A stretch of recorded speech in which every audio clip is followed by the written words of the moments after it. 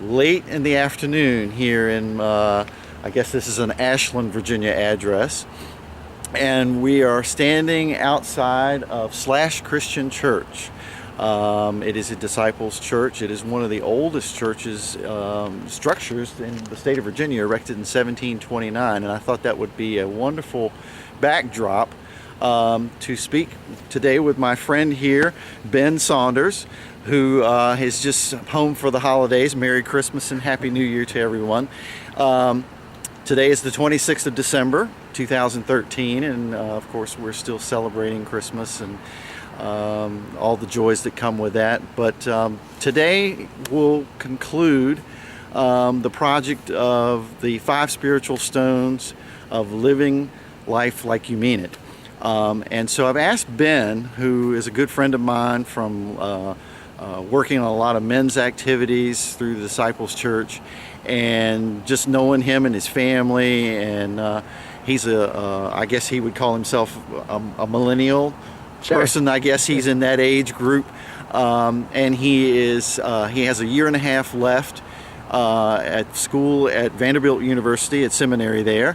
And he's been very interested in worship, and of course that's the last of the spiritual stones today, is worship. And so I thought I would ask Ben if he would just have a conversation with me about what worship means to him, and what in our time period, in this postmodern day that we're living in, and the changing dynamics of Christianity and emergent Christianity, what is it about worship that is so significant now as we move forward, and of course in the context of living your life like you mean it? Sure. Yeah. No. Definitely. Thank you for asking me to be a part of this. And by the way, he's a film student, and that's why was a film student. He graduated from Virginia Commonwealth University in Fine Arts with a degree in filmmaking. He made a big project called Blank Street. And so I figured I'd let him hold the camera today and show off his skills, especially on this archaic camera of mine compared to his. I'm sorry, I didn't mean to interrupt you. No, I thought I wanted to get that in. So. Yeah, no, I appreciate you asking me to be a part of this. It's definitely a really cool project. And I've been interested in worship. I mean, I've grown up in the church, and it's meant a lot to me over the years. And I think that worship has, from my perspective, traditionally been boxed into a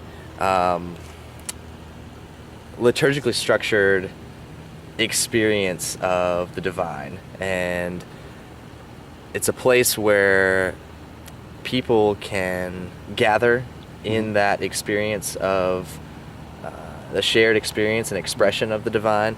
And it has lots of forms of liturgy, of prayer and ritual and readings and scripture and all of that. And I think that's what it's traditionally been structured as. But I feel like it's not limited to that. Right. I think that a lot of times it's seen as an experience that is had in a church building within a traditional congregation. And that's definitely the case, and that's historically a foundation for people to understand worship. Mm-hmm. But I think that worship can happen anywhere, and it can happen in a lot of different places, whether it's outside or whether it's in a gymnasium, whether it's in the woods, whether it's on top of a skyscraper.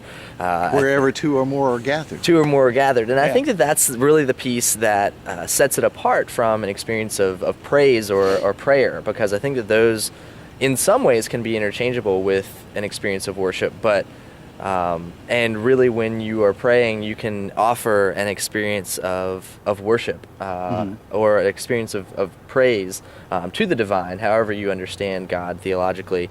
But I think when it's what sets worship apart separately is that it's a community-oriented experience of the divine, where a group of people are gathering for a common intention to express and profess their understandings and their claims of how they interact with the divine and what they see as their own theology as they build it. And I think most people, when you would say the term worship and get them to just say, well, what are your first thoughts?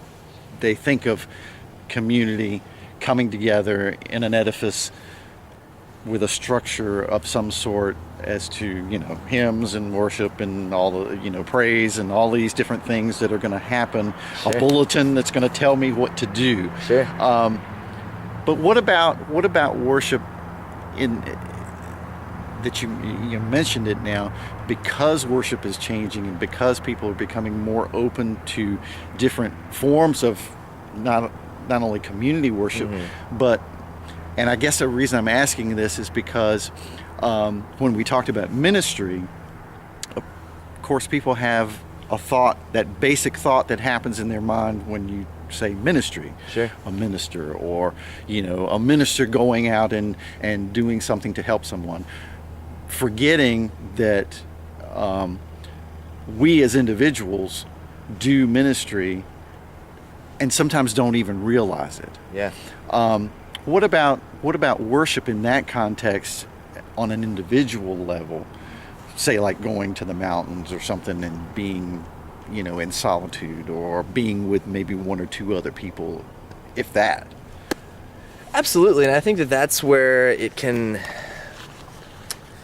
get almost into a humanist, or well, not necessarily humanist, but a collective understanding of the being of the world and the universe, and in terms of being connected also with the creatures that have been created as well. Right. And so if you're out in the woods, in some ways you can communicate with the animals that you're coming across on the trail, or whatever it might be. So in some ways you are still sharing an experience of the divine, obviously from very different cognitive places in terms of a squirrel and a human, but still being a creation of God, at least in terms of my personal theology. Right. So in some ways, I guess you can be out in the woods by yourself in solitude and have an experience of worship. And I think that's what I was talking about with an experience of praise versus worship, which I think it's a gray line, but Right.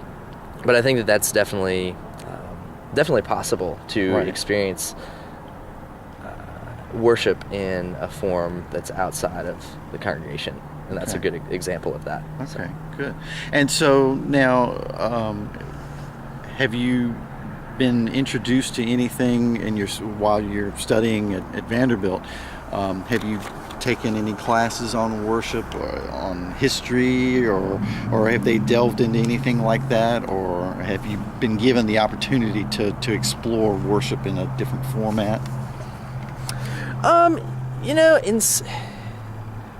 I haven't had all of my classes, like all of my preaching classes. Sure. And all of my liturgy classes and all of that yet. But they do focus a lot on how to experience multicultural worship and how to open the doors of worship beyond specific faith traditions, but have it be an ecumenical or even an interfaith experience of worship. And I think in that way it's opened up my understanding of how we can connect with the divine across structural and foundational lines and terminology, and how the divine is so much bigger than that. And yeah, absolutely. We have had the opportunity to do that, but in some ways, the structure of the institution of academia, it very much limits our understandings of Right. Of worship, and that's definitely a critique that I have personally. But I think that How so? Do you have an example? I kind of think that's kind of interesting. Sure, yeah. I think in terms of worship, I think that a lot of times school, in terms of titles and in terms of getting a certain degree and that kind of thing, there's a lot of talk and idea and understanding about it has to be a certain way. Okay. And it is it has to be done by a certain person who has a certain authority, Right. or who has certain backing, by whether it's a region or a church or Gotcha. a school. Gotcha. And so I think that's sort of what I'm talking about, is that Right. in some ways it's kind of limiting to our opportunities for worship. Whereas in my understanding, God is present in all of us. And Right. so in that regard, anybody can worship and anybody has the authority to begin worship, and anyone has the opportunity and the authority to lead and facilitate worship. Okay. Based on their theological perspective. That's how we experience the diverse God that I understand, is that a lot of different people are coming at it from a variety of different perspectives, and in some ways, as a friend of mine said, that if we only experience worship through our homogenous congregations that don't have multicultural backgrounds, which in some ways there's a lot, that's a much deeper subject, that Right. but if we only experience worship in the way that we have always experienced it, we're seeing God like this. And really, God is so diverse in the understanding of the Imago Dei, and that we are all created in the image of God and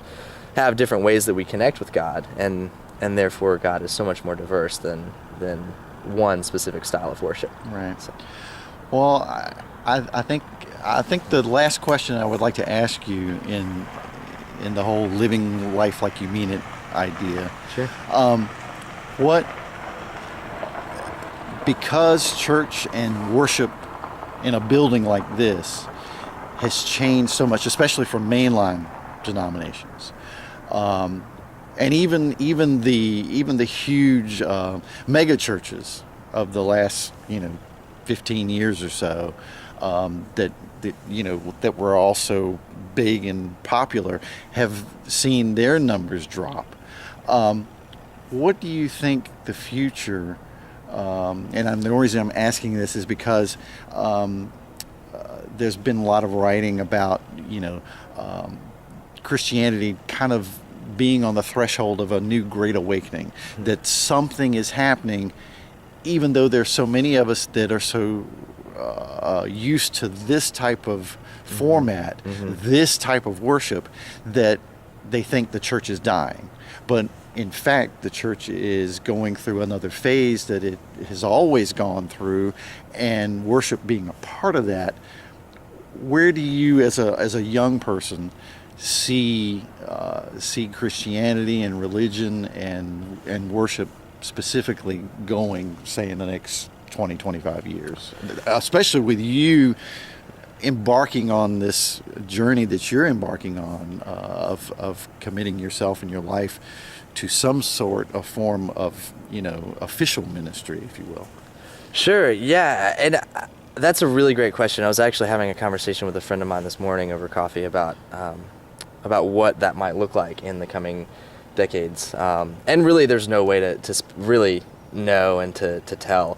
But really, when it comes down to it, for me, when you're talking about some people being worried that the church is dying, that comes into my understanding of what the church is, and also my perspective of the figure of Christ. And that if we, as the church, are the body of Christ, then in some ways, at some point, if we are living in a parallel or potentially interconnected narrative as Christ is, you could argue that in some ways the church has to die in order to be resurrected. Oh, wow. And I think that certainly can sound harsh, but depending on how you understand the resurrection, I think that there can be great hope in that. I think so too. And so in some ways, the church potentially dying or being seen as dying in its current form, which I know is very scary and very harsh, and certainly the church in its form now is not going to go anywhere for a very long time. But I do think that it is requiring a revolution that is the reason why I decided to go into divinity school, to be a part of that collective conversation. And I think this is where it comes back to where I was talking with my friend this morning, is that it's going to have to take authenticity. It's going to have to take churches being real, or faith communities at large being real. Because recently there's been a movement of young people going back to very high church settings that are, whether it's Catholic or Episcopal, and seeing the authenticity in the liturgy, and there not being all this fluff that is being marketed to us. We're marketed to 24/7 by culture, right. And the more and more young people, I think people in general, just come to understand that as just bogus and another structure of our societal system. It doesn't seem right to have that be our same experience in worship. And so I think that is why that there's been a growing number that have gone back to that structure. And do you think that that's maybe a reason why there's been, I seem to have noticed there have been more of a, I don't know how to put this, a reluctance to, it was all about big screens and oh yeah, we need to do the music, we need to do the music that the young people like. And so, yeah, that's a good thing, but there again, it falls into that aspect of consumerism, that, is on the outside, yeah. that we don't want to invade that holy space, if you will. Sure. Yeah, absolutely. And I think, it's one of those things that it does because people approach theology and their experience of God in very different ways. I think that there are a lot of people that really do connect into that style, and that's great. And I think that that's awesome for that to be offered as an opportunity for people to connect and worship. But I do think that there are a growing number of people who are seeking some sort of authentic experience that they're finding in either those traditional forms in terms of high church, or also I think people are seeking relationship, and I think that's where it comes back to right. the community aspect of an experience of worship, is that people are really looking for something that where they can see and experience God where they are, right. and as human beings, and experience the diversity of God in conversation with other people who are thinking about these things theologically, right. and thinking about life. Seeing God as seeing God through community actions, and seeking God's face in those people that they're working to help, I think is something that I've kind of got my mind set on, is, or I try to hear these stories. A part of the whole living life like you mean it idea is to capture stories and capture people like yourself that have had connections or have had experiences within the community where you've talked to a homeless person and seen God through that person. Mm-hmm. I think those are the connections that you're speaking of, that people are looking for, that they're hungry for. Mm-hmm. And we've got plenty of that around that we can do, and we've always been told that that's what we're supposed to do, and it's right there in front of us, Mm-hmm. So it requires getting out of the building. Yep, absolutely. But yeah, I want to thank you so much for talking with us today, and closing up the whole living life like you mean it. Ben's a great friend, and just standing here talking with him and hearing him express his ideas on worship, it's just really astounding to me to see how much he has grown in his thought process, and how much he has captured since I knew him as a younger guy. So it's really refreshing, and I think you really have given us some things to think about, and hopefully that will make you think of some things as you go through your worship experience, through fellowship, discipleship, mission, ministry, and now finally worship. Those 5 spiritual stones. As I said, this concludes this project. There'll be more, and I'm just thankful for all the people that were on camera to be part of this, and I hope that you will live your life like you mean it. Continue to explore the different aspects of the 5 spiritual stones, and open yourself up, and don't be afraid to worship. Don't be afraid to minister. Look for fellowship wherever you can. Know that discipleship is there, and that there is a mission for all of us, and God is with us. So thank you again, and Ben, thank you, and we'll see you down the road a piece. There's more interviews and things coming in the whole Living Life Like You Mean It series. God bless.